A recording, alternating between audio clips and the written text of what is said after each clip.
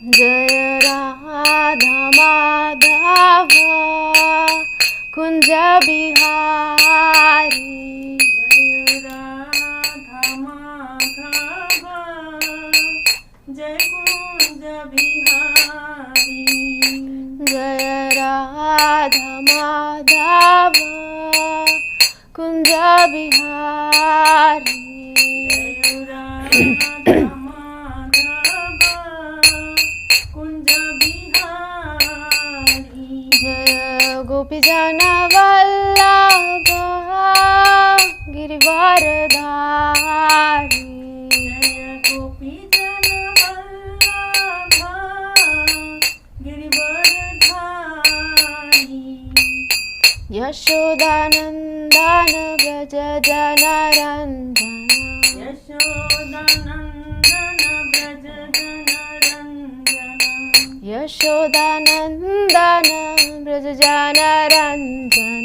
यशोदानंदन व्रज जनरंजन। जमुना तीर बनचारी। यमुना तीर बनचारी। जमुना तीर बनचारी। यमुना तीर बनचारी। जय राधा माधव कुंज बिहारी। जय राधा माधव कुंज बिहारी। जय राधा माधव कुंज बिहारी। जय राधा माधव कुंज बिहारी। जय श्री कृष्ण चैतन्य प्रभु नित्यानंद श्री अद्वैत गदाधर श्रीवासादि गौर भक्तवृंदा। जय श्री कृष्ण चैतन्य प्रभु नित्यानंद श्री अद्वैत गदाधर श्रीवासादि गौर भक्तवृंद। हरे कृष्णा कृष्ण कृष्ण हरे हरे हरे राम राम राम हरे हरे।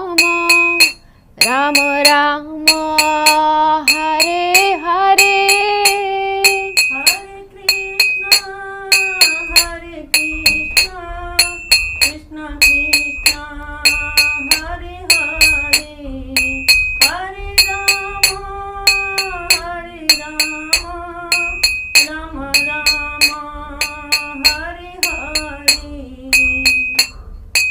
हरे कृष्ण कृष्ण कृष्ण हरे हरे हरे राम राम राम हरे हरे। हरे कृष्ण कृष्ण कृष्ण हरे हरे हरे राम राम हरे हरे। हरे कृष्ण कृष्ण कृष्ण हरे हरे हरे राम राम हरे हरे। हरे कृष्ण कृष्ण कृष्ण हरे हरे हरे राम राम हरे हरे। जय राधा माधव राधे।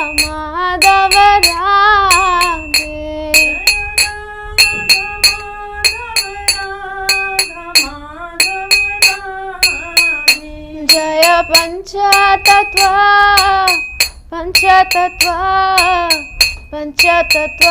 जय पंचतत्व।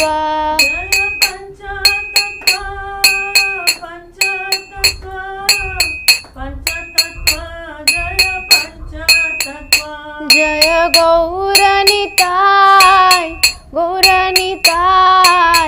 गौरनिताय जय गौरनिताय।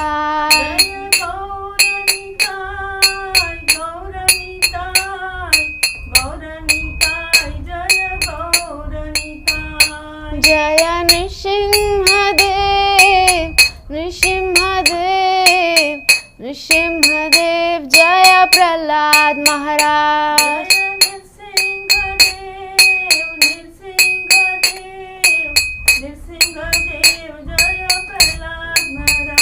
जय जगन्नाथ बलदेवा सुभद्रा जय सुदर्शना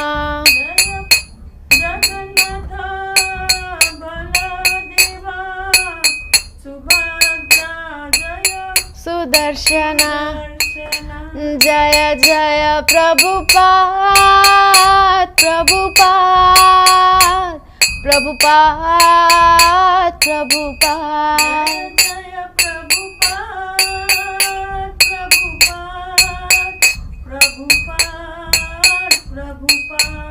जय जय गुरुदेव गुरुदेव गुरुदेव गुरुदेव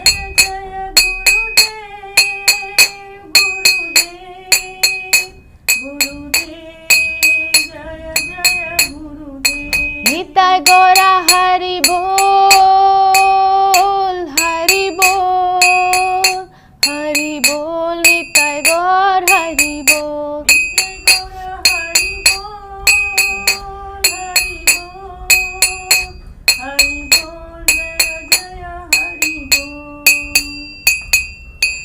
जय विष्णुपाद परमहंस परिव्राजकाचार्य अष्टोत्तर शत श्रीमद श्री कृष्ण कृपा मूर्ति अभय चरणारविंद भक्ति वेदांत स्वामी जगत गुरु श्रील प्रभुपाद की जय। इस्कॉन बीबीटी संस्थापकाचार्य जगत गुरु श्रील प्रभुपाद की जय। जय विष्णुपाद परमहंस परिव्राजकाचार्य अष्टोत्तर शत श्रीमद भक्ति सिद्धांत सरस्वती ठाकुर श्रील प्रभुपाद की। साक्षात वैराग्य मूर्ति श्रील गौर किशोर दास बाबा जी महाराज की। सच्चिदानंद श्रील भक्ति विनोद ठाकुर की। वैष्णव सार्वभौम श्रील जगन्नाथ दास बाबा जी महाराज की। जय रूप सनातन भट्ट रघुनाथ श्री जीव गोपाल भट्ट दास रघुनाथ षड गोस्वामी प्रभुगान की। नामाचार्य श्रील हरदास ठाकुर की। प्रेम से कहो श्री कृष्ण चैतन्य प्रभु नित्यानंद श्री अद्वैत गदाधर श्री वासुदेव गौर भक्त वृंद की। श्री राधा कृष्ण गोप गोपी श्याम कुंड राधा कुंड गिरी गोवर्धन की। वृंदावन मथुरा धाम की जय। द्वारिकापुरी अयोध्यापुरी धाम की जय। जगन्नाथपुरी धाम की जय। जगन्नाथ बलदेव सुभद्रा महारानी की जय। मायापुर नवद्वीप धाम की जय। गंगा माई जमुना माई की जय। भक्ति देवी तुलसी महारानी की जय। अनंत कोटि वैष्णव भक्त वृंद की जय। समवेत गौर भक्त वृंद की जय। निताय गौर सीतानाथ प्रेमानंदे हरि हरि बोल। All glories to assembled devotees Hare Krishna. All glories to assembled devotees Hare Krishna. All glories to assembled devotees. Hare Krishna. All glories to Shri Guru and Gauranga. All glories to Srila Prabhupada ki jai.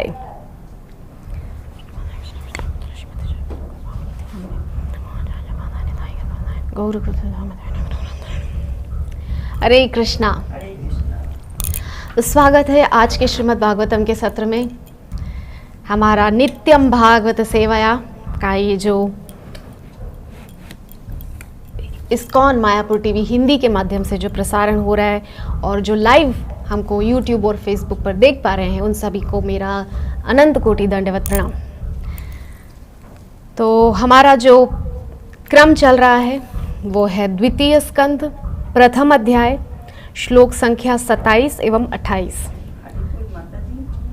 कल ये 26 जो हुआ था ना वो खूब अच्छे से नहीं हुआ। कल अब्सेंट थे प्रभु जी लोग, तो यही दर्शक में से जो है एक को बोला गया था लेकिन वो बता नहीं पाए अच्छे से। अच्छा ठीक है, अगर ऐसा है तो थोड़ा सा डिस्कशन उस पर भी कर लेंगे 26, 27, 28 तीनों पे। ठीक है, तो जो हमारा क्रम है वो है second canto first chapter versus हैं 27, 28 और थोड़ा सा हम 26 पे भी चर्चा कर लेंगे और जो हमारा बैकग्राउंड है उस पर पूरा हम चर्चा करेंगे। तो पहले परंपरानुसार मंगलाचरण करते हैं। ओम अज्ञानतिमिरान्धस्य ज्ञानाञ्जनशलाकया चक्षुरुन्मीलितं येन तस्मै श्रीगुरवे नमः। श्रीचैतन्यमनुभीष्टं स्थापितं येन भूतले स्वयं रूप कदा मह्यं ददाति स्वपदान्तिकम्। वन्देऽहं श्रीगुरो श्रीयुतपदकमलं श्रीगुरून् वैष्णवांश्च श्रीरूपं साग्रजातं सहगण रघुनाथान्वितं तं सजीवं साद्वैतं सावधूतं परिजनसहितं कृष्णचैतन्यदेवं श्रीराधा कृष्णपादान् सहगण ललिता श्रीविशाखान्विताश्च हे कृष्ण करुणा सिंधो दीनबंधो जगत्पते गोपेश गोपिका कांत राधा कांत नमोस्तुते तप्त कांचन गौरांगी राधे वृंदावनेश्वरी वृषभानुसुते देवी प्रणमामि हरिप्रिये नमों विष्णुपादाय कृष्णप्रेष्ठाय भूतले श्रीमते भक्तिवेदांत स्वामिनिति नामिने नमस्ते सारस्वते देवे गौरवाणी प्रचारिणे निर्विशेषा शून्यवादी पाश्चात्य देशतारिणे वाञ्छाकल्पतरुभ्यश्च कृपा सिन्धुभ्य एव च पतितानां पावनेभ्यो वैष्णवेभ्यो नमो नमः। जय श्री कृष्ण चैतन्य प्रभु नित्यानंद श्री अद्वैत गदाधर श्रीवासादि गौर भक्ता वृंद हरे कृष्णा कृष्णा कृष्णा हरे हरे हरे राम राम राम हरे हरे।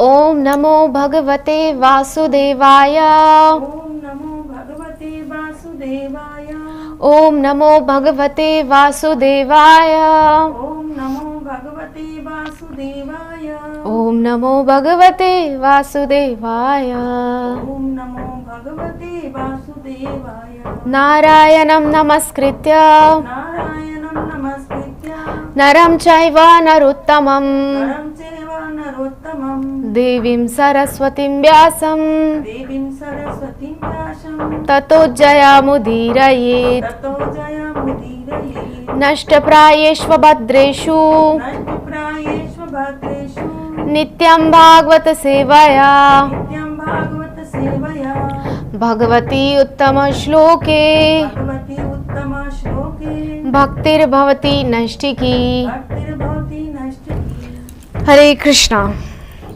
श्रीमद् भागवतम द्वितीय स्कंद प्रथम अध्याय श्लोक संख्या 27 एवं 28। तो आप मेरे पीछे पीछे उच्चारण कीजिए। श्लोक 27। द्वे जानुनी सुतलं विश्वमूर्तेर् द्विजानूनि सुतलं विश्वमूर्ते उरुद्वयं वितलं चातलं च उरुद्वयं वितलं चातालं च महीतलं तज्जगनं महीपते महीतलं तज्जलघनं महीपते नभस्थलं नाभिसरो गृह्णन्ति नभस्थलं नाभिसरो गृह्णन्ति द्वे जानुनी सुतलं विश्वमूर्तेर् जानूनि सुतलं विश्वमूर्ते उरुद्वयं वितलं चातलं च उरुद्वयं विचलं चातालं च महीतलं तज्जगनं महीपते महीतलं च घनं महीपते नभस्थलं नाभिसरो गृह्णन्ति नभस्थलं नाभिसरो गृह्णन्ति। हरे कृष्णा। इसमें केवल अनुवाद है, तात्पर्य नहीं है। तो अनुवाद his divine grace AC Bhaktivedanta Swami Srila Prabhupada के द्वारा। जय जगत गुरु श्रील प्रभुपाद की जय। कह रहे हैं कि विश्वरूप के घुटने सुतल नामक लोक हैं तथा दोनों जांघें वितल तथा अतल लोक हैं। कटी प्रदेश महीतल है और उसकी नाभि का गड्ढा बाह्य अंतरिक्ष है। तो हम सभी जानते हैं कि ये 14 जो एक के ऊपर एक क्रमवार जो लोक हैं, जिसमें नीचे के सारे लोकों को पाताल लोक कहा जाता है। 3 में उसको जो है डिवाइड किया जाता है। एक होता है नीचे के लोक, एक होता है मध्यम लोक और एक ऊपर लोक, जिसको बोलते हैं अधोलोक, मध्य लोक और ऊर्ध्व लोक। तो अधोलोक में हम सभी जानते हैं तल, अतल, वितल, सुतल, तलातल, महातल, नहीं, तल, अतल, वितल, सुतल, महातल, तलातल, पाताल। रसातल कहाँ गया फिर? तल, सुतल, वितल, महातल, रसातल, पाताल और अतल भी एक है। मैं भूल जा रही हूँ, यहाँ पे कुछ मिस्टेक हो रहे हैं। हाँ, 7 है नीचे के लोक। तल, तल, अतल, वितल, सुतल, महातल, रसातल और पाताल। हो गया। आतल, वितल, सुतल, तलातल, महातल, रसातल तथा पाताल। ये नीचे के 7 लोक हैं और 8वां लोक है उस सब के ऊपर हमारा ये मृत्यु लोक, पृथ्वी। और इसके ऊपर के जो 7 लोक हैं, नहीं 6 लोक हैं, ऊपर 7 लोक नहीं, क्योंकि 14 होते हैं ना। तो भू मतलब भू पे हम हैं, इसको भू लोक बोलते हैं ना। भू, भुवर, महर, जनः, तप, सत्य, एक मिसिंग है, स्वर्ग है ना, स्वर्ग, हाँ, ऊर्ध्वलोक। ये जो ऊपर के लोक हैं इनको ऊर्ध्वलोक कहा जाता है। तो यहाँ पर अनुवाद में लिख रहे हैं कि विश्वरूप के जो घुटने हैं वो सुतल नामक लोक हैं। और इसके पिछला जो श्लोक था, कल का जो श्लोक था जिस पे आप कह रहे हैं कि अच्छे से डिस्कशन नहीं हो पाया, तो उस श्लोक में कह रहे हैं कि पाताल में तस्य ही पाद मूलम पठन्ति पार्ष्णी प्रपदे रसातलम महातलम विश्व सृजोत गुल्फौ तलातलम वै पुरुषस्य जंघे। कि जिन पुरुषों ने इसकी अनुभूति की है उन्होंने यह अध्ययन किया है कि पाताल नाम से प्रसिद्ध यह ग्रह मंडल विराट पुरुष के पांवों के तलवे हैं। भगवान के जो पांव के तले हैं वो सबसे नीचे का जो लोक है ना, कौन सा? पाताल, सबसे नीचे का लोक, पाताल लोक। बहुत से लोग समुद्र में जाते हैं और वो उनको लगता है हम तो पाताल में पहुंच गए। इतना आसान है क्या पाताल में पहुंचना? वो बहुत नीचे है। हाँ, नहीं आप पहुंच सकते इतना आसानी से। तो जो विराट भगवान है, और द्वितीय स्कंद में विशेष रूप से पूरा विस्तार से इसका वर्णन है। पहले अध्याय का नाम क्या है? ईश अनुभूति का प्रथम सोपान। कहने का मतलब यह है कि भगवान जब किसी को अपना ऐश्वर्य दिखाते हैं, क्योंकि पहले तो भगवान को ऐसे नहीं समझ सकता ना, व्यक्ति सोचेगा अरे ये तो साधारण सा दिखने वाला, 2 हाथ 2 पैर हमारी तरह, ठीक है। अर्जुन को भी भगवान ने सबसे पहले अपना विश्वरूप दिखाया था, यही विराट रूप है ना। उसके बाद अपना द्विभुज मुरलीधर स्वरूप दिखाया, सुंदर, फिर चतुर्भुज रूप भी दिखाया, वगैरह वगैरह। तो पहले क्यों विराट रूप भगवान ने दिखाया अर्जुन को? इसके पीछे कारण ये था कि अर्जुन के सामने भगवान ये मतलब एक चीज बता देना चाह रहे थे कि तुम मुझे एक साधारण अपना सखा समझ रहे हो और अपना भाई समझ रहे हो कि मैं तुम्हारे मामा का बेटा हूँ वगैरह। तुम थोड़ा सा मतलब पहले अपना कॉन्सेप्ट जो है उसको क्लियर कर लो कि मैं क्या हूँ। मैं सब कुछ हूँ, सब कुछ मुझ में है और मैं सब में हूँ, है ना। ये कॉन्सेप्ट एक बार क्लियर कर लो। तो विराट स्वरूप में भगवान ने सब दिखाया ना। जो बाहर है, जो कौरव सेना बाहर खड़ी है, पांडव सेना, वो सब भगवान के अंदर भी दिखाई दे रही है। एक मुख से सबको भगवान अपने अंदर निगल जा रहे हैं, जो काल भगवान है। तो इसीलिए भगवान ने पहले जो अर्जुन को स्वरूप दिखाया वो विराट स्वरूप दिखाया, ताकि अर्जुन को पता चल जाए नहीं ये भगवान है। इसीलिए ये जो बोल रहे हैं वो सही बोल रहे हैं, युद्ध करने के लिए बोल रहे हैं, मान लेना चाहिए, है ना। इसी प्रकार से भागवतम में भी बहुत सारी जगह क्वेश्चंस खड़े किए हैं परीक्षित जी महाराज ने। जब रास का प्रसंग आया है तो वहां पर भगवान, पहले सुखदेव गोस्वामी ने बोल दिया है कि भगवान अपितारात्रि, परीक्षित ये जो लीला करने जा रहे हैं ये भगवान है। और देखो भगवान कुछ भी कर सकते हैं, ठीक है। पहले भी बहुत बार इस पे डिस्कशन हो चुका है कि कर्तुम अकर्तुम अन्यथा कर्तुम समर्थ ईश्वर। जो करने लायक है, जो नहीं करने लायक है, वो भी भगवान कर सकते हैं। जो हमारे लिए नहीं करने लायक है वो भी भगवान कर सकते हैं। उनको छूट है। क्यों छूट है? क्योंकि वे कर्म के बंधन में बंधते नहीं है और ना ही कर्म का फल उनको बांधता है। लेकिन हम कर्म से भी बंधे हुए हैं और कर्म के फल से भी बंधे हुए हैं, ठीक है। भगवान इस सबसे निर्लिप्त है, परे हैं। हाँ, तो भगवान, फिर भी भगवान मर्यादा में रह के काम करते हैं। क्यों? क्योंकि भगवान जानते हैं कि अगर अथॉरिटी ही खराब इंप्रेशन छोड़ेगी तो बाकी सब तो बिगड़ेंगे ना। लेकिन फिर भी भगवान चाहे तो कुछ भी कर सकते हैं, किया भी है, कृष्ण रूप में सब किया है। अनीति भी करनी पड़ी तो करी है, कर्ण को मारने के टाइम पे, मारो, क्योंकि इसने वैष्णवी को, एक भक्त को वैश्या कहा था, द्रौपदी को। तो भगवान ने कहा कि मेरा मान टले टल जाए, लेकिन मेरे भक्त का मान नहीं टलना चाहिए। इसीलिए भगवान सब कुछ कर गुजरे कृष्ण रूप में। और मतलब इतना क्या बोलना चाहिए, इतना सरल भगवान का ये कृष्ण अवतार है ना, सच में इतना इजीली लोगों को अवेलेबल हो रहा था। दुष्टों को भी दर्शन मिल रहा था। लोग कितनी बार, दुर्योधन ने तो कितनी बार दर्शन किया होगा। अब गलती दुर्योधन की है, उसने किस वे में उस दर्शन को लिया है कि नहीं। भगवान तो दर्शन दे रहे थे, पांडवों को भी दे रहे थे, कौरवों को भी दे रहे थे। गलती कौरवों की, उन्होंने भगवान जान के नहीं दर्शन लिया। उन्होंने विरोधी मान करके या हमारे विरोधी पक्ष का जो समर्थक मान करके दर्शन किया, तो वो उसकी गलती है, कौरवों की गलती है।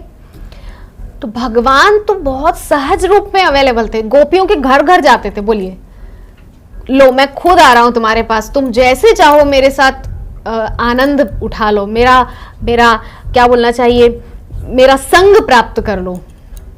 इतना सरल भगवान कभी नहीं थे। रामचंद्र जाते थे क्या घर घर? नहीं भैया, मर्यादा पुरुषोत्तम है, राजा है। राजा थोड़ी ऐसे गली गली भटक के लोगों के घर जाएगा।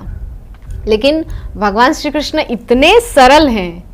लोग बड़ा बोलते हैं उनके विषय में कि ये तो सहजता से भगवान प्राप्त नहीं होते, लेकिन नहीं, भगवान श्री कृष्ण इतना सहज रूप में सबको मिले हैं। श्री कृष्ण रूप में वृंदावन में तो घर घर जा करके प्रत्येक गोपी को अपने रूप माधुरी का, अपने सानिध्य का सुख प्रदान किया है। तो इसीलिए भगवान का जो भक्त होते हैं ना, वो ये सब ऐश्वर्य वगैरह की तरफ ध्यान नहीं देते। वो द्विभुज रूप ही देखना चाहते हैं भगवान का, क्योंकि वो जानते हैं कि ये तो भगवान हैं। लेकिन विश्व रूप भगवान किन लोगों के लिए दिखाते हैं? जो लोग भगवान के मतलब ऐश्वर्य पे उंगली उठाते हैं कि क्या ये सच में भगवान है, या भगवान होने की आड़ में ये सब कर रहा है। नहीं, इसीलिए भगवान ये सब लीलाएं करके दिखाते हैं, ये विराट रूप दिखाना। तो वही जो विराट भगवान है, तो जिन्होंने उनकी अनुभूति की है, जिन पुरुषों ने इसकी अनुभूति की है, उन्होंने यह अध्ययन किया है कि पाताल नाम से प्रसिद्ध ग्रह मंडल विराट पुरुषों के पावों के तलवे हैं। पाताल सबसे नीचे, पाताल से फिर ऊपर ऊपर ऊपर ऊपर सारे लोग हैं, तथा उनकी एड़िया और पंजे रसातल के ग्रह समूह हैं। टखने महातल लोक हैं तथा उनकी पिंडलियां तलातल लोक हैं। तलातल यानी कि तल और अतल दो आ गए इसमें।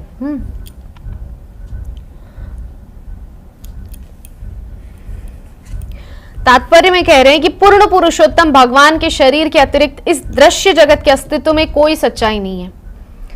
ये जो सारा कुछ हम विस्तार देख रहे हैं, ये सब भगवान के श्री अंग के अंदर ही है।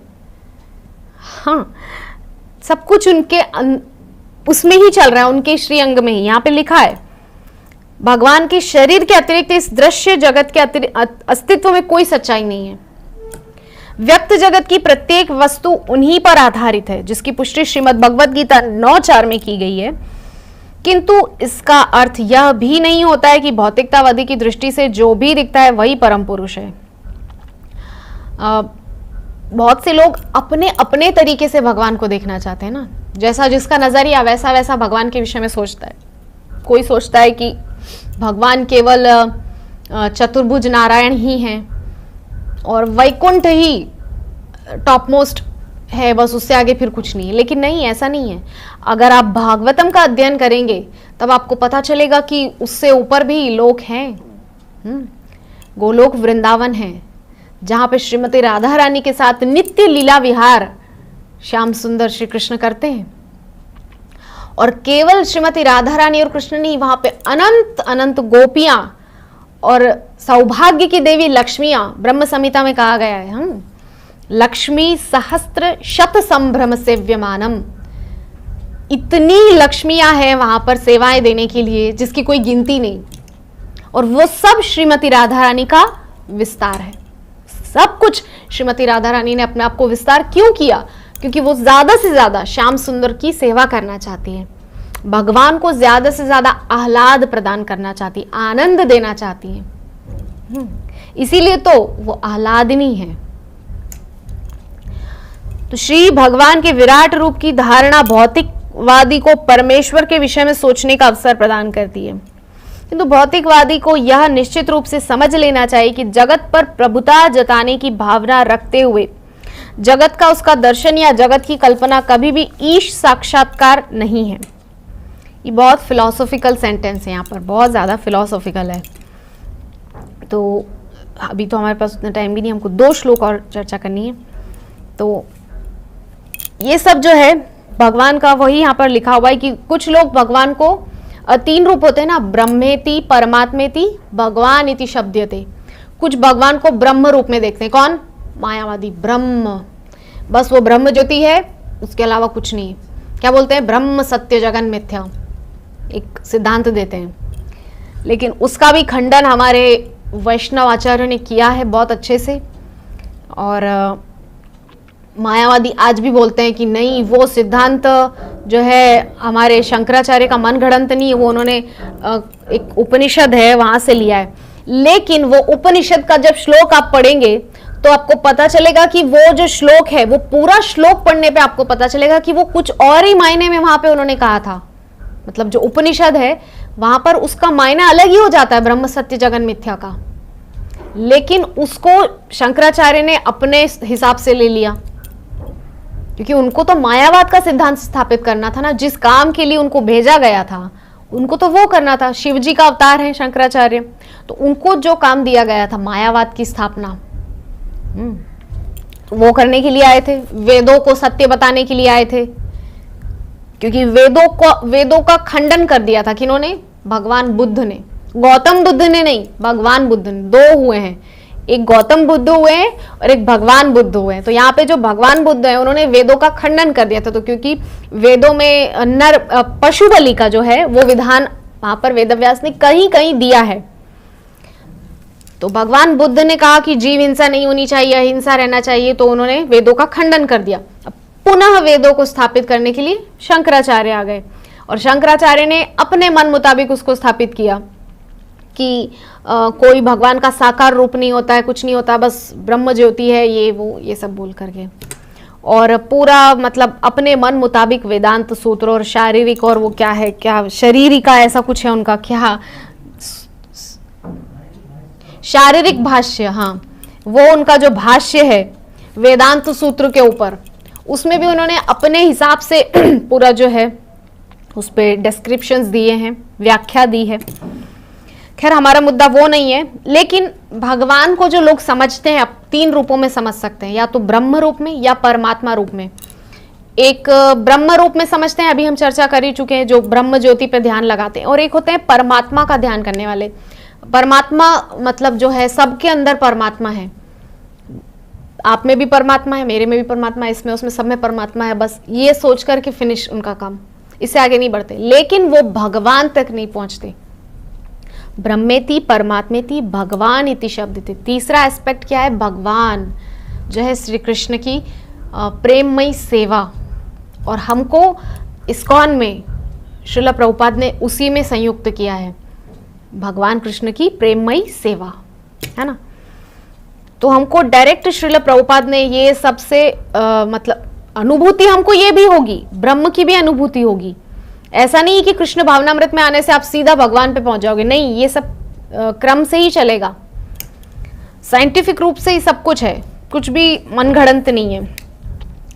तो भौतिक संसाधनों के शोषण का भौतिकवादी दृष्टिकोण श्री भगवान की बहिरंगी शक्ति के भ्रम के कारण होता है। अतएव यदि कोई श्री भगवान के विराट रूप की धारणा से परम सत्य की अनुभूति करना चाहता है तो उसे सेवा भाव विकसित करना होगा। देखिए, विराट रूप को भी समझने के लिए सेवा भाव विकसित करना होगा, जो हम भक्ति के माध्यम से करते हैं। सेवा भाव को पुनर्जागृत किए बिना विराट साक्षात्कार की धारणा का दर्शक पर नगण्य प्रभाव पड़ेगा। श्री भगवान के दिव्य स्वरूप की कोई भी धारणा भौतिक सृष्टि का अंग नहीं होती। वे सभी परिस्थितियों में अपनी सत्ता को सर्वोपरि आत्मा के रूप में बनाए रखते हैं और तीनों भौतिक गुणों से कभी भी प्रभावित नहीं होते हैं, क्योंकि प्रत्येक भौतिक वस्तु कलमशग्रस्त है। श्री भगवान सदैव अपनी अंतरंगी शक्ति के बल पर विद्यमान रहते हैं। देखिए, भगवान जब आते हैं इस भूलोक पर तो अंतरंगा शक्ति का जो घेरा होता है ना, उसके अंदर ही आते हैं। उनकी सारी लीलाएं अंतरंगा शक्ति के उनका ये जो दिव्य श्री अंग है वो अंतरंगा शक्ति है, उनकी लीलाएं अंतरंगा शक्ति के अंतर्गत होती हैं, और जब वो चले जाते हैं वो भी उनकी अंतरंगा शक्ति है। मतलब भगवान का जो सारा क्रियाकलाप है, जन्म कर्म च मे दिव्यम एवं यो वेत्ति तत्वतः, तो भगवान का जो भी क्रियाकलाप है, उनका आना, उनका पुनर् अपने धाम चले जाना, वो सब उनकी अंतरंगा शक्ति के अंतर्गत होता है। और हम बहुत दूर तटस्था शक्ति के अंतर्गत आते हैं। जीव, हम सब जीव हैं, हम तटस्था शक्ति के अंतर्गत आते हैं। तो हम देखिए, अब जाहिर सी बात है, हम तटस्था शक्ति के अंतर्गत आते हैं तो हमारी सोच भी तो सीमित होगी ना। कहाँ अंतरंगा शक्ति, और भगवान उस अंतरंगा शक्ति के अंतर्गत अपनी सारी लीलाएं करते हैं, और कहाँ हम इतना दूर भगवान से तटस्था शक्ति में पड़े हुए हैं। हमारी क्या औकात है भगवान को जानने की। इससे मुझे एक चीज याद आ गई। कोई बोल रहा था कि भगवान के विषय में सब जान लिया। It's not easy. भगवान के विषय में आप एक जन्म क्या, करोड़ों जन्म, अनगिनत जन्म लेकर के भी आप भगवान के विषय में नहीं जान सकते। अनगिनत जन्म लेने के बावजूद आप कहोगे कि ये चीज तो अभी भी समझ में नहीं आई। तो एक क्लास में सुन रही थी केशवानंद प्रभु का, उसमें वो बोल रहे थे कि ब्रह्मा जी ने एक बार भगवान से कहा कि भगवान, आपके विषय में मैंने समझ लिया, मैंने सब कुछ समझ लिया। भगवान कहे, कैसे समझ लिया आपने? वेद नहीं समझ पाए, पुराण नहीं समझ पाए, मुझे शेष अभी तक मेरा गुणगान गा रहे हैं, मेरे गुणों का अंत नहीं हो रहा है, मेरे नाम खत्म नहीं हो रहे हैं, आप कैसे समझ गए मेरे बारे में? ब्रह्मा जी बोले, मैं ये समझ गया कि मैं आपके बारे में समझ ही नहीं सकता। मुझे ये बात समझ में आ गई आपके विषय में कि मैं आपके बारे में समझ ही नहीं सकता कभी। आप मेरी समझ से सर्वथा परे हैं। कैसे हम समझ सकते हैं? हम तटस्था शक्ति में बद्ध जीव हैं, और कहाँ वो अंतरंगा शक्ति में रहने वाले भगवान, पुराण पुरुषोत्तम। हमारी कुछ औकात ही नहीं कि हम उनके विषय में जान सकें। उनकी कृपा से हम उनको जान सकते हैं, ये एक बात है। वो अगर कृपा कर दे तो हम उनको जान सकते हैं, अन्यथा हमारी सामर्थ्य नहीं है कि हम भगवान को जान सकें। केनोपनिषद का एक श्लोक है, यस्या मतम तस्य मतम, मतम यस्य न वेदसः, अविज्ञातः विजानताम, विज्ञातम अविजानताम। कह रहे हैं कि जो लोग ये सोचते हैं कि मैंने भगवान को विचारबद्ध कर लिया, मतलब विचारों में बांध लिया है, इसका मतलब उनका विचार अभी पूरा नहीं हुआ है। और जो लोग ये कह रहे हैं कि मैं अभी भगवान को जानने की चेष्टा, अभी भगवान को जान ही नहीं पाया हूं, इसका मतलब वो भगवान को अब जान रहे हैं। कहने का मतलब ये कि जो भगवान के विषय में ये कहते हैं कि हमने भगवान को जान लिया, इसका मतलब वो अभी भगवान को जान ही नहीं पाए हैं। ऐसी घोषणा कैसे कर सकता है कोई साधारण जीव? मुझे हंसी आती है। एनीवेज, तो हम आगे बढ़ते हैं। यह ब्रह्मांड 14 लोकों में विभक्त है। इनमें से 7 लोक, जिनके नाम भूर, भुवर, स्वर, महर, जनस, तपस तथा सत्य है, इन्हें ऊर्ध्वलोक कहते हैं और एक दूसरे के ऊपर स्थित हैं। इसी तरह 7 अधोलोक हैं, जो अतल, वितल, सुतल, तलातल, महातल, रसातल, पाताल है, और क्रमशः एक दूसरे के नीचे हैं। मतलब अतल से शुरुआत होती, पृथ्वी के जो नीचे है ना, वो अतल है। अतल, वितल, सुतल, तलातल, महातल, रसातल और पाताल सबसे नीचे हमने चर्चा की, और क्रमशः एक दूसरे के नीचे। इस श्लोक में वर्णन नीचे से प्रारंभ होता है, क्योंकि भक्ति की रीति के अनुसार श्री भगवान का शारीरिक वर्णन उनके पावों से प्रारंभ करना चाहिए। और देखिए, श्रीमद् भागवतम को भी जो विभाजित किया जाता है ना भगवान के श्री अंगों में, तो वो भी पैरों से ही होता है। भगवान के दोनों चरण क्या है? प्रथम और द्वितीय स्कंद। अभी हम भगवान के चरणों में ही बैठे हुए हैं। द्वितीय स्कंद, हम भगवान का दूसरा चरण पकड़ के अभी बैठे हुए हैं, उसमें हम अध्ययन कर रहे हैं। उसके बाद जो ऊपर के अंग का वो आगे वर्णन होगा। तो श्रील सुखदेव गोस्वामी श्री भगवान के मान्य भक्त है और उनका यह वर्णन पूर्ण रूप से न्याय संगत है। मतलब श्रील सुखदेव गोस्वामी एक बहुत मानी हुई अथॉरिटी है भक्ति जगत में, तो वो जो कह रहे हैं वो हमको मान लेना चाहिए, उसमें तर्क प्रस्तुत नहीं, ये कैसे वो कैसे, ऐसा नहीं है ना। लेकिन मायावादी यही करते हैं, वो जो अथॉरिटी है श्री सुखदेव गोस्वामी जो भागवतम में कह गए उस पर भी वो लोग उंगली खड़ी कर देते हैं कि ऐसा कैसे, भगवान तो कोई साकार रूप नहीं है, ये वो। अगर साकार नहीं होते तो क्या सुखदेव गोस्वामी जो निराकार निर्गुण निराकार के उपासक थे वो सब कुछ छोड़ के सगुण साकार के पीछे आ जाते? नहीं। इसका मतलब श्रील सुखदेव गोस्वामी जैसे परमहंस, अवधूत, सबसे बड़ी जो सन्यासियों की कुछ उपाधियां होती हैं, जैसे परिव्राजक, परमहंस, अवधूत, तो अवधूत उपाधि मिल गई है, अकिंचन है श्री सुखदेव गोस्वामी। उनको कुछ चाहिए ही नहीं, उनको कुछ इच्छा ही नहीं होती उनके अंदर, उनको कुछ फर्क नहीं पड़ता कोई स्त्री है या पुरुष है, सुंदर है तो भी कोई फर्क नहीं पड़ता, बदसूरत है तो भी फर्क नहीं पड़ता, पुरुष है कपड़े पहने हुए नहीं पहने हुए, स्त्री ने कपड़े पहने नहीं पहने, कुछ लेना देना नहीं। तो इतने अवधूत परिव्राजक संत हैं। तो हम आगे बढ़ते हैं। तो 27वें श्लोक में तो देखिए सिर्फ अनुवाद है कि घुटने जो हैं भगवान के वो सुतल हैं, दोनों जांघें वितल तथा अतल लोक हैं, कटी प्रदेश महीतल है और उसकी नाभि का गड्ढा बाह्य अंतरिक्ष है। अब हम 28वें श्लोक पर बढ़ते हैं, बहुत टाइम कम बचा हुआ है। उरः स्थलम ज्योतिरनीकमस्य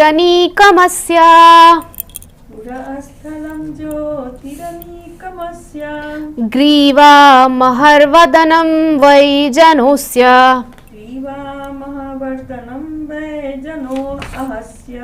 तपोवराटीं विदुरादिपुंसः सत्यं तु शीर्षाणि सहस्रशीर्षणः।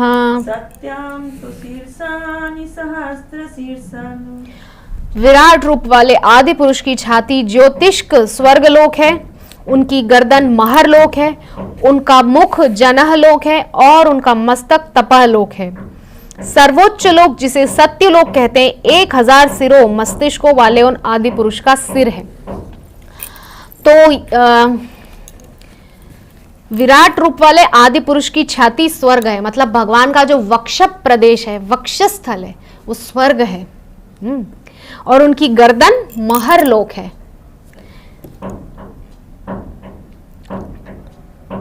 उनका मुख जनहलोक है, उनका मस्तक तपहलोक है, जहां पे तपस्वी रहते हैं, बड़े बड़े तपस्वी।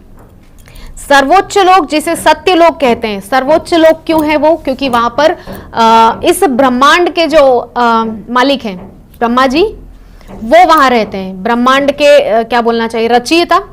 इस ब्रह्मांड के वैसे तो ब्रह्मांड सब भगवान से ही बने हैं, लेकिन क्योंकि वो सृजन करता है, उनको प्रजापिता ब्रह्मा कहा जाता है। प्रजा वो सबके हमारे क्या बोलना चाहिए, सृजक हैं, हमको बनाने वाले हैं, इसीलिए उनका जो लोक है वो टॉप मोस्ट है, सबसे ऊपर है। सबसे ऊपर वे विराजमान रहते हैं। तो भगवान जो विराट हैं, उनके 1000 सिरों का जो मुख है, 1000 सिरों वाला मस्तिष्क, वही सत्यलोक है ना। तात्पर्य में श्रील प्रभुपाद कह रहे हैं कि सूर्य तथा चंद्रमा जैसे प्रकाशमान ग्रह लगभग ब्रह्मांड के मध्य में स्थित हैं। अतएव वे श्री भगवान के आदि विराट रूप के वक्षस्थल कहलाते हैं। सूर्य तथा चंद्रमा जैसे प्रकाशमान ग्रह लगभग ब्रह्मांड के मध्य में स्थित है। बहुत से साइंटिस्ट ऐसी घोषणा कर दी है कि हम तो चांद पे पहुंच गए, चांद से मिट्टी लेकर आए। कैसे?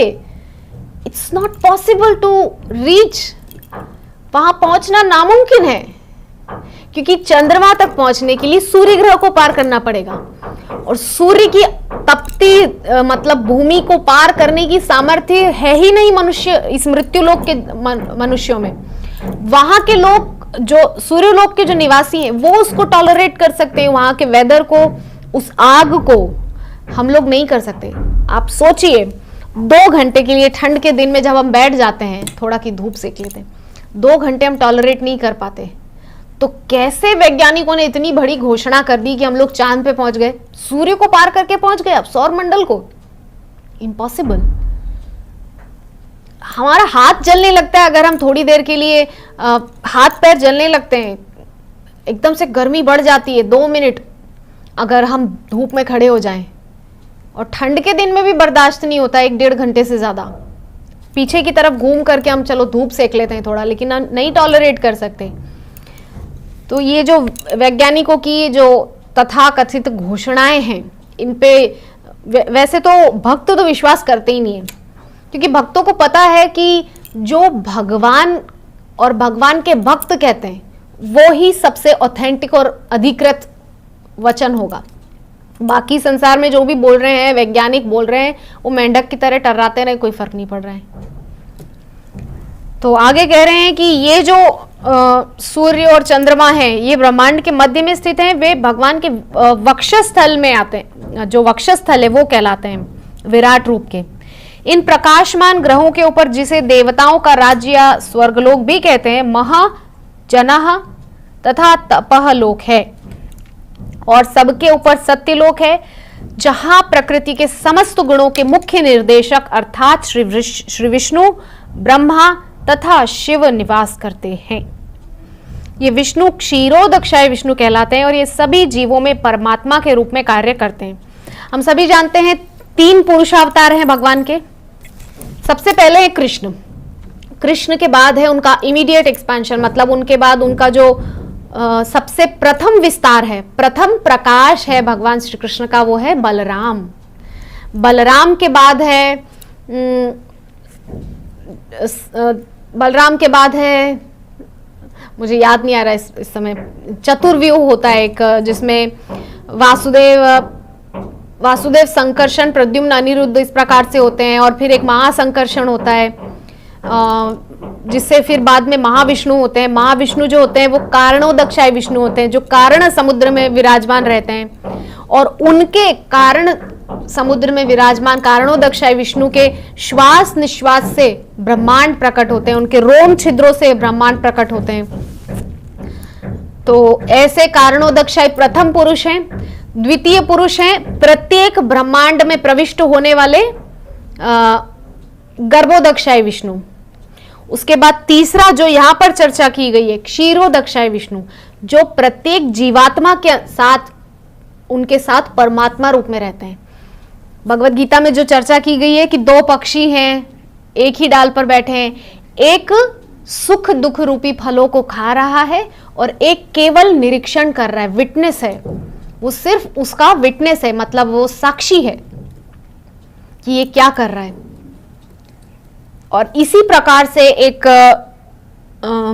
पुरंजनोपाख्यान है जो श्रीमद् भागवतम में चतुर्थ स्कंद के एंड में आता है, शायद मुझे याद नहीं आ रहा ठीक से, तो उसमें भी यही उदाहरण दिया गया है इसी प्रकार से कि 2 मित्र थे, एक था अविज्ञात, अविज्ञात है भगवान।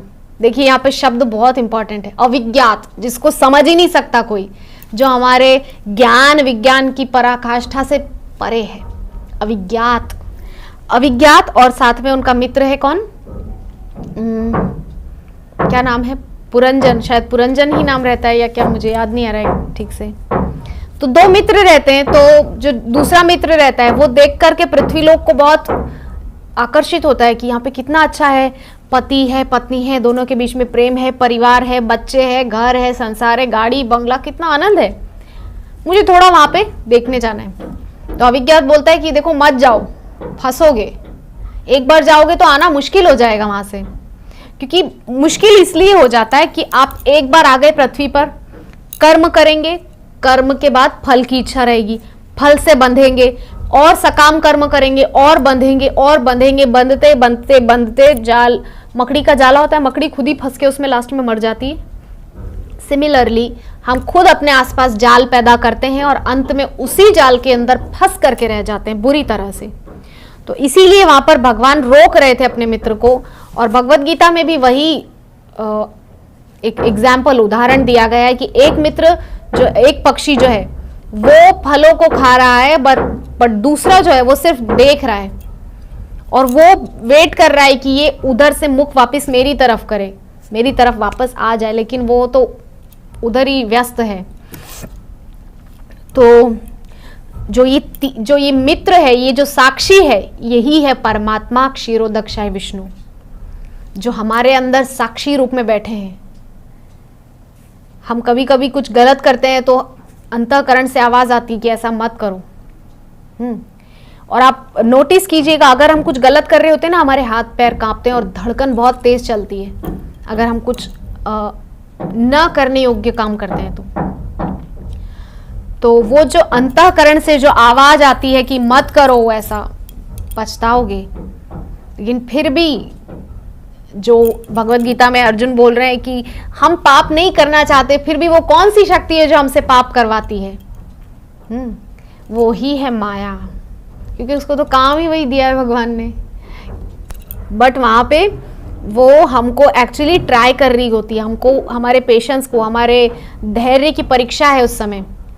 वही तो माया देवी किसी को मतलब माया के जाल में बांध कर नहीं रखना चाहती, वो असल में हमको पॉलिश करने के लिए हमारे साथ में ये सब खेल खेलती है। लेकिन वो हमारे ऊपर डिपेंड करता है कि हम किस वे में उसको ले रहे हैं। तो ये जो तीसरा जो पुरुष अवतार है क्षीरोदक्षाय विष्णु, उनके विषय में यहाँ पर कहा गया है। तो सत्यलोक में जो श्री विष्णु ब्रह्मा तथा शिव निवास करते हैं, और जो विष्णु है वो क्षीरोदक्षाय विष्णु, यानी कि जो परमात्मा रूप में हम में, आप में, सब में, सबके साथ विराजमान है। और ये सभी जीवों में परमात्मा के रूप में कार्य करते हैं। कारण सागर में असंख्य ब्रह्मांड तैरते रहते हैं। कारणोदक्षाय विष्णु सबसे पहले पुरुषावतार और इन सब में श्री भगवान के विराट रूप का प्रतिनिधित्व असंख्य सूर्यों, चंद्रमाओं, देवताओं, ब्रह्माओं, विष्णुओं तथा शिवों के रूप में होता है। देखिए, लोग देवी देवताओं को पूजते हैं लेकिन अगर कोई इस श्लोक को पढ़ेगा ध्यान से, तो यहाँ पे तो विष्णुओं कहा गया है। विष्णु भी एक नहीं है, मतलब बहुत सारे हैं, लेकिन कहीं भी कृष्ण को बहुनाम करके नहीं कहा गया। कृष्ण एक है, the only one Krishna, supreme personality of God head. Krishna केवल और केवल एक है। कृष्ण बहुत सारे नहीं है, लेकिन विष्णु बहुत सारे हो सकते हैं।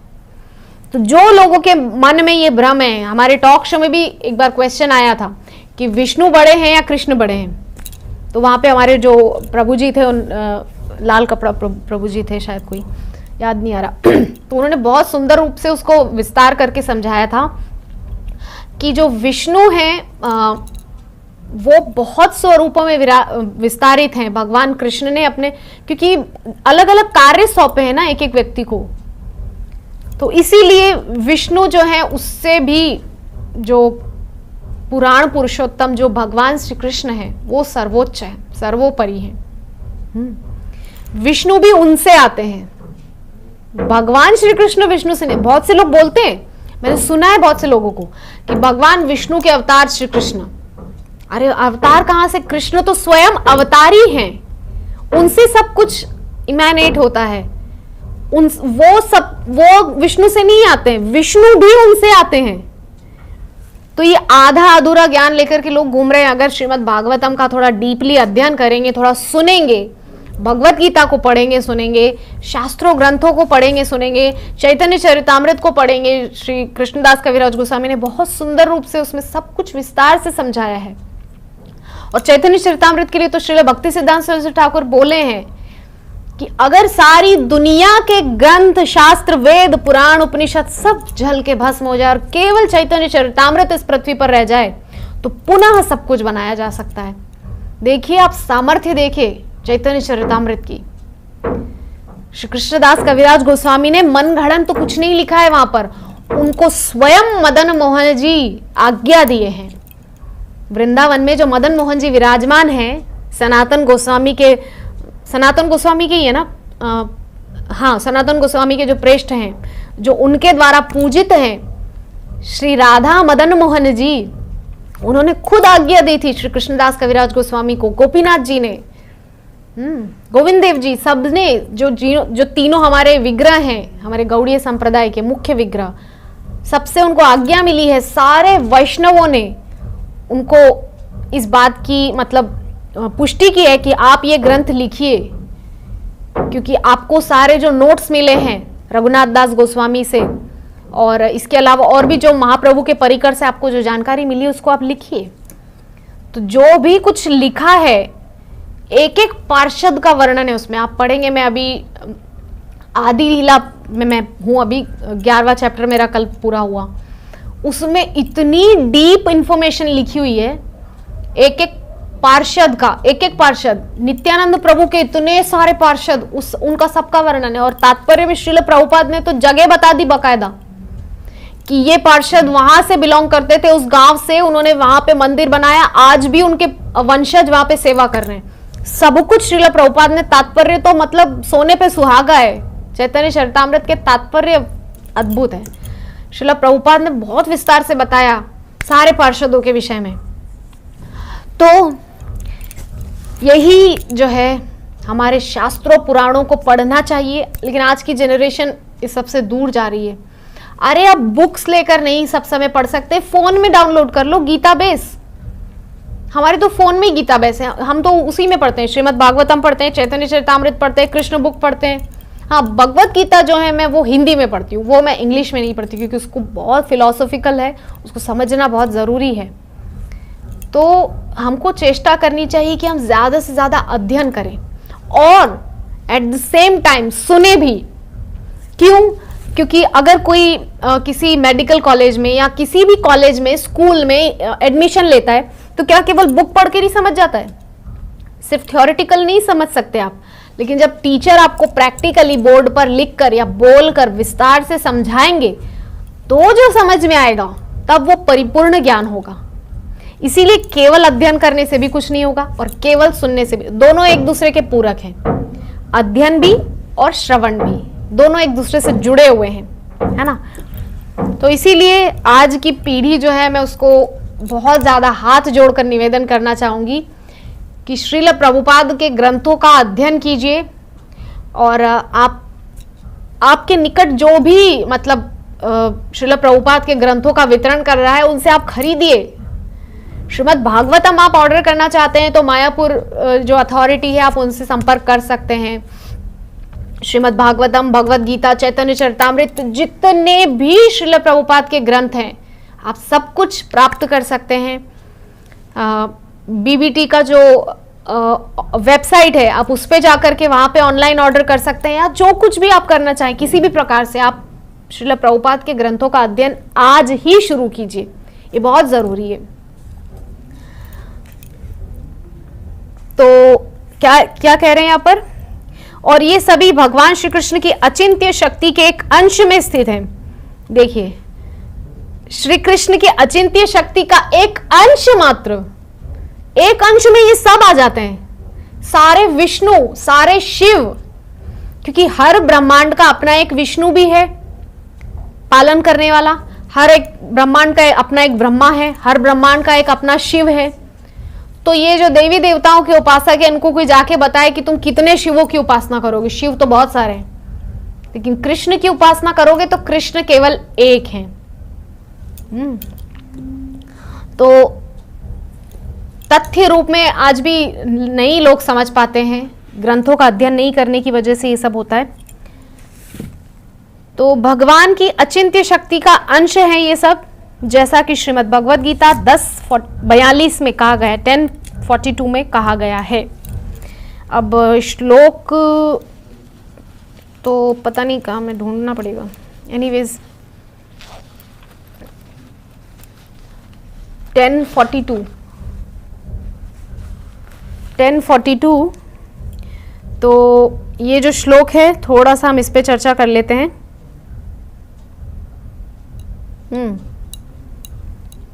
10:42 बहुत सुंदर श्लोक है।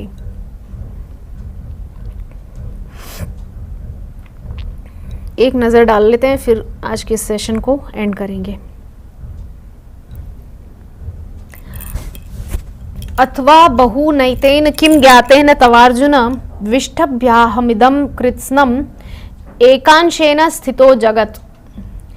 कह रहे हैं कि but what need is there Arjun for all this detailed knowledge. with a single fragment of myself pervade and support this entire universe. भगवान की शक्ति का अचिंत्य शक्ति, जो भगवान की अचिंत्य शक्ति है, हम जिसका पार नहीं पा सकते, फिर भी लोग बोल रहे हैं कि हमने भगवान को जान लिया। कैसे जान सकते हैं? आपको मैं एक फनी चीज बताती हूँ। कल एक वीडियो में देख रही थी, एक प्रभु जी जन्माष्टमी का प्रोग्राम हुआ किसी टेम्पल के, वो मतलब मेरे को पता नहीं कौन से टेम्पल का था वो, तो वो प्रभु जी माइक लेकर के बाहर निकले। जन्माष्टमी प्रोग्राम पूरा हुआ और लोग बाहर निकले, तो जो आउट ऑफ इस्कॉन जो है, नॉन डिवोटीज जो है, वो जानते नहीं कृष्ण शब्द का अर्थ क्या है। आश्चर्य की बात है, श्रील प्रभुपाद के टाइम पे, श्रील प्रभुपाद जब थे तो एक छोटी सी जो श्रील प्रभुपाद की डिसाइपल की बेटी सरस्वती, वो भी जानती थी, विदेशी बच्ची, कि कृष्ण क्या होता है, कृष्ण का मतलब क्या है। Krishna means the all attractive, सर्वाकर्षक। वो भी बता रही थी, सबको बता रही थी। लोग आए थे, इकट्ठा हुए थे, एक फंक्शन था, तो वो छोटी सी बच्ची सरस्वती सबको बता रही है कि कृष्ण मतलब सर्वाकर्षक, द ऑल अट्रैक्टिव। लेकिन मैं जो कल वीडियो देख रही थी उसमें वो प्रभु जी माइक लेकर आए बाहर लोगों से पूछने के लिए, देखे तो कृष्ण जन्माष्टमी मनाने के लिए आए, क्या उनको कृष्ण का अर्थ पता है या नहीं। तो उन्होंने पूछा तो लोग बोल रहे हैं कृष्ण मतलब काला, मतलब उनको इतना नहीं पता कि कृष्ण का असली अर्थ क्या होता है, जो शास्त्रों में पुराणों में जिसका वर्णन आया है, पता ही नहीं उन लोगों को। तो फिर उन्होंने सबको बताया कि कृष्ण का मतलब होता है द ऑल अट्रैक्टिव, जो सबको अपनी तरफ आकर्षित करे। एक लड़की तो बहुत ही विचित्र बात बोल रही है कि कृष्ण जो भी हो लेकिन वो तो मेरा लव है। मतलब अजीब अजीब से लोगों के कॉन्सेप्ट्स लेकर के घूम रहे, कुछ तो भी पता ही नहीं क्या चल रहा है, क्या भक्ति है, क्या कृष्ण कॉन्शियसनेस है, इस्कॉन क्या है, कुछ पता ही नहीं है। पता नहीं कौन सी दुनिया में मग्न होकर के घूम रहे हैं, फालतू बस कुछ तो भी देखते रहते हैं यूट्यूब फेसबुक पर, कुछ भी ऐसा देखते रहते हैं जिसका कुछ मतलब ही नहीं, देखने का कुछ फायदा नहीं है। हमको ऐसा सिलेक्ट करना चाहिए सोशल मीडिया से जो हमको कृष्ण भक्ति में हेल्प करे। हमको सोशल मीडिया से वो नहीं लेना है जो हमको कृष्ण से दूर करे। देखिए, पहले ही हम बहुत युग युगांतरों से कृष्ण से बिछड़े हुए हैं, और अगर हम उनसे दूर रहे तो हमारी बहुत फजीहत होने वाली, मैं बहुत लोकल लैंग्वेज में बोल रही हूँ, फजीहत होने वाली है, बुरे हाल होंगे। हाँ, इसीलिए मीराबाई का एक भजन है कि हरि बिन कैसे जीऊं, कैसे जीऊं, मतलब लोग कैसे जी रहे हैं भगवान के बिना, कैसे वो अपना जीवन गुजार रहे हैं। मीराबाई एक पल भगवान का चिंतन किए बिना रह नहीं सकती। स्मरण भक्ति की आचार्य है मीराबाई। निरंतर स्मरण, एक क्षण के लिए भी स्मरण भगवान का छूटा नहीं जिनके अंदर से। तो ऐसे भक्त जब भगवान को बुलाते हैं तो भगवान उनसे दूर नहीं रह पाते। तो भक्त के अंदर भी वैसी इच्छा होगी ना कि भगवान मिल जाएं बस, तभी तो कहने का जो तात्पर्य है कि भगवान के विषय में जानने की, समझने की चेष्टा करनी चाहिए, बजाय इसके कि आप फालतू चीज़ों में अपना समय व्यर्थ गवाएं। तो यही था आज का द्वितीय स्कंद प्रथम अध्याय का 27वां और 28वां श्लोक। तो आज के सत्र को यही विश्राम देंगे। अगर इससे जुड़ा हुआ कोई प्रश्न या जिज्ञासा हो माता जी? कुछ प्रश्न नहीं है? ठीक है, तो हम यही विश्राम करते हैं। वांछा कल्पतरुभ्यश्च कृपा सिंधुभ्य एव च पतितानां पावनेभ्यो वैष्णवेभ्यो